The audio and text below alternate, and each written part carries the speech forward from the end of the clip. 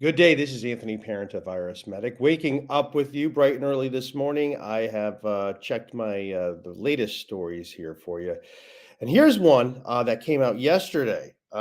This is a report written by Chairman of the Senate Finance Committee, Ron Wyden, and this is about Credit Suisse's role in U.S. tax evasion schemes. And I have a few clients who feel a little burned by Credit Suisse, and so they're kind of excited they're getting what's coming to them.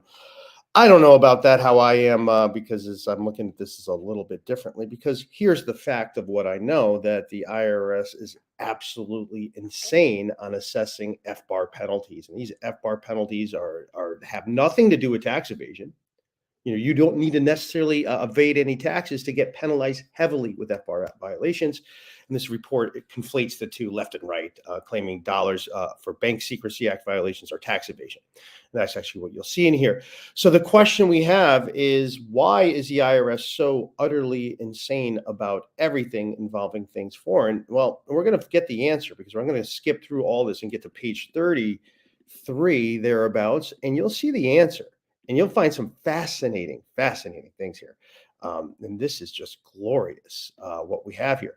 And this is where I want to start right here, is on that last paragraph on this page. Unfortunately, Senator Wyden writes, the staggering decline in IRS enforcement personnel over the last decade has severely hampered enforcement of FBAR violations. In a recent briefing with committee staff, IRS representatives confirmed to the committee that the loss of thousands of revenue agents and criminal special agents was a cause of steep declines in the initiation of criminal FBAR investigations and civil FBAR examinations. For example, the number of criminal FBAR investigations initiated by the IRS dropped from 24 in 2017 to just 7 in 2021. The committee finds that the number to be unacceptably low. Staffing challenges and reduced contact with taxpayers due to the pandemic also led to significant drop in warning letters for potential FBAR violations issued to taxpayers. A decline from 96 warning letters issued in 2017 to just 37 in 2021. According to statistics compiled by the IRS, the agency has seen ranks of examinations and collections personnel responsible for their sophisticated audits or investigations decimated since 2010. For example, since 2010, the IRS has lost 40% of its revenue agent workforce, seeing the number of revenue agents decline from 14,588 in 2010 to 8,536 in 2021. Similarly, the IRS Criminal Investigation Division, CI, has lost 25% of its special agent workforce, with the number of CI agents declining from 2,761 to 2010 and to 2,046 in 2021. Wow. So there it is. Now we get to the reason why the IRS is a little bit freaky on reporting these things, because their problem is this. The problem that they're having is that they don't have people to do these things. And the numbers are actually even worse than what that says, effectively, because uh, if we take a look at the figure, and let me just get that up a little bigger there so we all can see that, hopefully. Um, if we actually look at that figure, statistics. So we have the revenue agents. Now, look, here's the thing. There was only the maximum amount of employees who ever worked at the IRS was about 90,000. Okay, and now that workforce has been cutting down. Of that 90,000, about 15,000 were revenue agents. Those are your examiners. Those are the people who do the examinations. So that now that number has dropped, not quite in half, but kind of close to it. It's getting there. But this is the other thing too. You need to understand, many of these revenue agents have no interest in doing an FBAR audit or anything involving anything that involves international filings. And the reason why, you'll love this, is that they feel the audits are too difficult for them.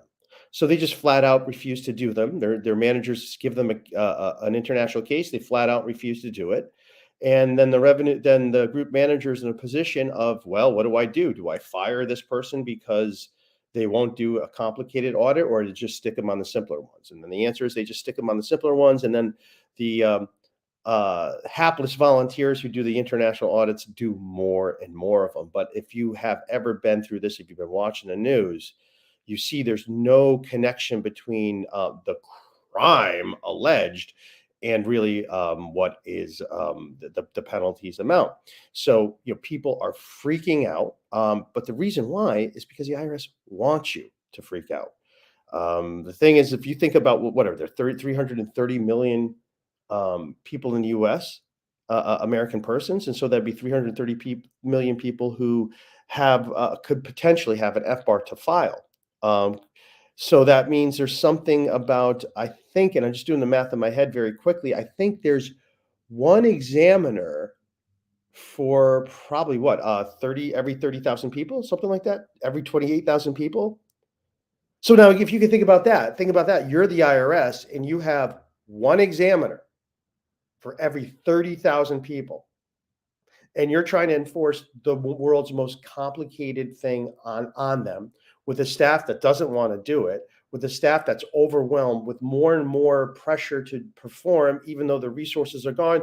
And here's the thing. We got to just be honest about what happened at the IRS. Look, when I started this, I'll just say it this way. There were revenue officers who I dealt with, and I happened to know that they were not Democrats, that I happened to know that they were Republicans. And the IRS was really a place where either party would work. It's working for the government. Hey, it's all for this. Now, yeah, it might be a dirty job, but hey, we got to do our patriotic duty. Well, one of the big factors that happened is when the IRS was discovered to be discriminating against conservative nonprofits. And the response from the IRS has been nothing. No one has been punished. There might have been a show hearing at Congress, but no one was ever punished because guess what? The government doesn't want people to challenge its authority, both sides. So that's why it went away. But here's the problem that you have. Imagine this is really what I would say. I would say back when I started this, you had 50-50. You had 50% of people Democrats, 50% are Republican. But now, the Republicans have left. They really have left, and that's really explaining a lot of the workforce and why they're having difficulty staffing these things, even if they get the job, because you basically cut out half of the population who won't work for you now. And maybe those Republicans are really competent. I don't know. They seem to be pretty competent on the ball with me. They're not there anymore. So that is one of the things, and that's totally caused by the IRS and the government never holding anyone to account. People should have gone to jail for a very long time, at a minimum, for their role in discriminating against people and using the tax code to do so. So the shortage is all caused by the government, and now they're sort of upset about it, though, right? They're upset that they wound up with it. So the response, really, and this is really the response that we have here, and this is how we get to this insanity. This is how things get out of control. Oh, my hair's a little crazy this morning. See, my story checks out. Just woke up. Um, uh, this is the function of just having things out of control. And really, this is what I want to conclude with too. In this report, I couldn't find it. I couldn't find it. I couldn't find where Representative Wyden actually goes and quotes the law, because here's the problem that the government has through this report: the FBAR, the claimed law that authorizes what they believe says, oh, this authorizes FBAR penalties, is we find the claimed law at Title 31 USC 5314, and it says records and reports on foreign financial agency transactions. Okay. It says foreign financial agency transactions. The title of it says, oh, this is a report for foreign financial agency transactions. Well, then you would say, well, hang on a second, Anthony, that by foreign financial agency transactions, the law must have meant foreign financial bank accounts. Well, to that, I would say, well, then you didn't read the law. You didn't read the law, because the law actually goes and defines a foreign financial agency as a person, and it's a person that is completely different than a bank. The law defines a bank as a bank, and the bank is not required to file a foreign financial agency transaction. If we look at the law, it's only when you have a foreign financial agency overseas that happens to be a person. Now, this is sort of, I think, what explains why we haven't seen anyone really care about this, because the answer is that I think in the IRS's absolute greed to punish people, no one's really looking at the law because they're out to get people. Because if they were actually looking at this fairly to say, wait a second, what does the law say? The law says you have to report a foreign financial agency, not a foreign financial bank. But everyone's just conflating it and ignoring it. The Supreme Court has seen this and they just went right by it. They're not even seeing it. And I believe it's because the government has way too much to do, not enough people who don't want to work there with good reason, many people leaving, the experienced people, just even people who I would say I'm pretty sure are Democrats, they can't wait to get out of it. It's a miserable place to work, and it's caused by a government putting these dirty jobs, on the people. Imagine that you're a person and your boss says, "Okay, yeah, that case, yeah, I know they didn't do anything wrong, but I want you to give them a penalty that will ruin them for life." And then you go ahead and do it. Then you got to live with it. You got to live what you did, knowing that you destroyed someone, and if you actually saw the law, illegally. So that's really why the IRS is having their difficulties, and that's why. And this is the thing: when you see their fear and intimidation, this is why, because they are vastly understaffed, and I don't see a solution to it. Because even if they did have the budget, if they could hire them, they don't have the team to onboard the new people, and you're only getting, you're not getting the entire population pool of people who could apply, simply because I think now, the bloom is off the rose. The IRS is clearly a partisan agency that will use its power to go after its political enemies. And that's really the truth. So what's going to happen next? I'm going to say probably nothing good. That we'll be seeing more fear and intimidation. And this is why you want to make sure, when you do have foreign accounts, that you are doing things and I'm going to say this, correctly. I'm putting that in quotes because the IRS doesn't do things correctly, but they have the power to ruin you. So we want to do it correctly so that they don't have any way to come out after you and hammer you, which is their lifelong dream. They want to punish you for merely having a foreign bank account. Don't you know that should be in the US? What are you doing with that foreign bank account? And what's also really obnoxious about this report is the biggest cases they're mentioning are all cases where the people have dual citizenship. So they just happen to be a U.S. person and another national. Well, having the U.S. is the only country in the world that taxes you on your worldwide income, no matter where you are.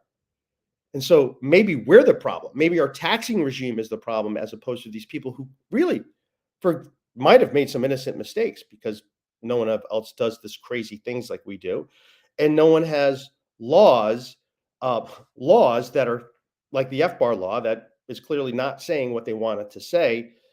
Yet there they are saying it. So, what do you guys think? Okay, here's the question I want to ask for this report. Let me get it up again. Let me get the report up again and go to the first page. So it's I have a lot of clients I know who can't stand Credit Suisse, and I'll leave you to that. But why do you think this report is written on them? That's like, who benefits from this report is always the thing we need to ask. And I would say, well, the people who would benefit from this are banks, are Swiss banks that aren't Credit Suisse, or offshore banks like, say, UBS, even though they were involved in a very large scheme. UBS would seem to benefit from this. Other banks would seem to benefit from this. Even U.S. banks say, "Oh, you better not put it in Credit Suisse because you're going to get it." So you got to wonder: was this report written because out of the spontaneously? Because Chairman Ron Wyden just said, "Oh, you know what? We should really do a report on this." Well, it's possible. Or perhaps this is a message to Credit Suisse that you might want to make sure you have your donations. You're donating to the right people. Or maybe this is a fruit of someone else's donation, a different bank. So I guess my question for you is, why do you think, what precipitated this report, and I would love to see your theories, or probably more like facts, in the comments below. This is Anthony Parent for IRS Medic, and I thank you for tuning in this morning.